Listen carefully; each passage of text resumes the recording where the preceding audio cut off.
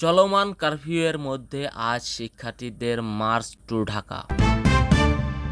দেশের চলমান কারফিউয়ের মধ্যে আজ সোমবার সরকার পদত্যাগের এক দফা দাবিতে বৈষম্য বিরোধী ছাত্র আন্দোলন মার্চ টু ঢাকা পালনের ঘোষণা দিয়েছে।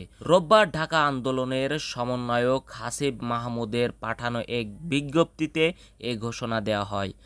গণমাধ্যমে পাঠানো বিজ্ঞপ্তিতে বলা হয়, পরিস্থিতি পর্যালোচনায় এক জরুরি সিদ্ধান্তে মার্চ টু ঢাকা কর্মসূচি মঙ্গলবার 6 আগস্ট থেকে পরিবর্তন করে সোমবার 5 আগস্ট করা হয়েছে। বৈষম্য বিরোধী ছাত্র আন্দোলনের এক দফা দাবিতে অসহযোগ আন্দোলন কর্মসূচির প্রথম দিন রোববার সারা দেশের 21 জেলায় শিক্ষার্থী, সাধারণ মানুষ, পুলিশ, সাংবাদিকসহ 100 জন নিহত হয়েছে।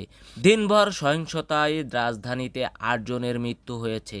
এছাড়া সারা দেশে 14 পুলিশ সদস্য নিহত হয়েছেন। এর মধ্যেই শুধু সিরাজগঞ্জেই 13 জন পুলিশ সদস্যকে পিটিয়ে হত্যা করা হয়েছে বলে জানা গেছে। আহত হয়েছে অর্ধাধিক বিজিবি সদস্য। তাছাড়া রোববার সন্ধ্যায় ঢাকা মেট্রোপলিটন পুলিশ ডিএমপি জানিয়েছেন, একটি থানার ওসি সহ 9 জন পুলিশ সদস্য গুলিবিদ্ধ হন।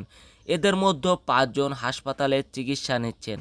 তাছাড়া উদ্ভূত পরিস্থিতিতে দেশের সব পোশাক কারখানা অনির্দিষ্টকালের জন্য বন্ধ ঘোষণা করেছেন তৈরি পোশাক রপ্তানিকারীদের শীর্ষ সংগঠন বাংলাদেশ পোশাক প্রস্তুতকারক ও রপ্তানিকারক সমিতি বিজিএমইএ।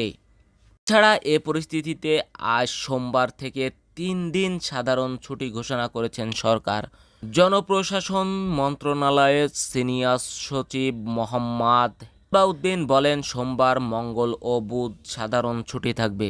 এর আগে রোববার সন্ধ্যা 6টা থেকে অনির্দিষ্টকালের জন্য কারফিউ জারি করেছেন সরকার। স্বরাষ্ট্র মন্ত্রণালয়ের এক সাংবাদিক বিজ্ঞপ্তিতে এ তথ্য জানানো হয়। তাছাড়া কোটা সংস্কারের দাবিতে শিক্ষার্থীদের আন্দোলনের এক পর্যায়ে ব্যাপক সহিংসতা শুরু হলে গত 19 জুলাই মধ্যরাত থেকে বাংলাদেশে কারফিউ জারি করে সরকার। পরিস্থিতি উন্নতির সঙ্গে সঙ্গে কারফিউ শিথিলের সময় বেড়েছে।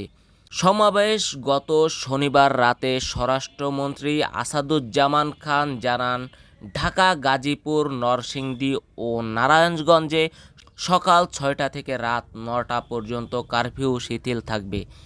এরপর পরিস্থিতি খারাপ হয়ে যাওয়ায় অনির্দিষ্টকালের জন্য কারফিউ ঘোষণা করেন সরকার।